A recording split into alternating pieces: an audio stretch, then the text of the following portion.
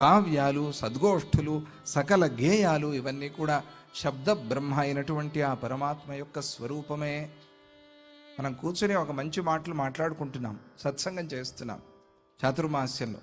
ఇక్కడ మనం వినే మాటలు, మనకు వినిపించే మాటలు, మనం మాట్లాడుకునే మాటలు, మనం చేసే నామ సంకీర్తన మొత్తం అంతా రూపంగా ఇలా ఓతప్రోతంగా ఉన్నాడు. మనల్ని ఇట్లా కలిపేసి ఉన్నాడు భగవంతుడు. ఈ వాక్యం మీ దాకా వస్తోంది, మీరు వింటూ ఉన్నారు. అదే సంబంధం, చెప్పేవాళ్ళకి వక్త శ్రోత ఉండేటువంటి సంబంధం అదే. ఏమిటి సంబంధం? మనం ఎక్కడో స్నానం చేస్తూ ఉన్నాం గంగలో, అక్కడో పుట్టిన గంగోత్రికి సంబంధం. గోముఖంలో పుట్టింది గంగ, ఆ గోముఖంలో చేసిన పుణ్యమే ఇక్కడ చేశాం కదా. ఆ సంబంధం అట్లా మనల్ని కలుపుతోంది. వాగ్రూపంగా ఉన్నాడు భగవంతుడు. అలాగే సాకారాలు, నిరాకారాలు, ఇక్కడ ఉన్నవి, ఇంకొక చోట ఉన్నవి, మనకు కనిపించేవి, మనకు కనిపించనివి ఏవైతే ఉన్నాయో అవన్నీ కూడా ఆ భగవంతుడి యొక్క శరీరమే. జై బలో లక్ష్మీనారాయణ స్వామికి జై. అహం హరి సర్వమిదం జనార్దనో.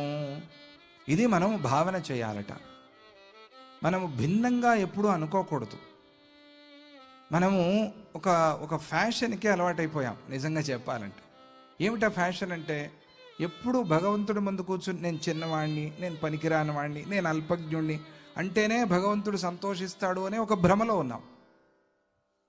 ఇలా మరి నేర్పారో నేర్చుకున్నామో మొత్తానికి ఇలా అనుకుంటూ, భగవంతుడిది ఒప్పుకోడు, ఇది మెచ్చుకోడు. నేను నువ్వు అంటే భగవంతుడికి ఇష్టం అవుతుంది. నువ్వే నేను, నేనే నువ్వు అంటే ఆయన కానిదేముంది? ఒకసారి ఆలోచించండి. నువ్వు కానిదేముంది? నువ్వు లేనిదేముంది? నేను అల్పజ్ఞుని అంటే నీకేమిటి సంతోషం? పిల్లలు చదువుకోకుండా ఫెయిల్ అయిపోయారంటే తండ్రి సంతోషపడతాడా? ఇది లేనే లేదు అసలు మన సిద్ధాంతంలో. అది ఎందుకు అంటే, మనం అహంకారిస్తాము జ్ఞానం పెరిగి అని చెప్పి ఆ మాట, స్వామి నేను చాలా చిన్నవాణ్ణి, అది అంతే. అపరాధం కోసం, అపరాధ క్షమాపణా స్తోత్రం కోసమే తప్ప అది నిరంతర భావన కోసం కాదు. నేను చెప్తున్నా, ధైర్యంగా చెప్తున్నా. ఎవరైనా ఏ పురాణం, ఏ శాస్త్రమైనా చూడండి, ఎక్కడా అలా చెప్పలా. నేను వేరే, నేను వేరే అనుకోమని ఎక్కడా చెప్పలా. భగవంతుడిలో భాగం అనుకో, లేకపోతే భగవంతుడే అనుకో. అప్పుడే కదా నువ్వు ఎదిగేది, నువ్వు పెరిగేది. నువ్వు పెరగాలి, నిన్ను పెంచాలి అనే కదా భగవంతుడి యొక్క సంకల్పం.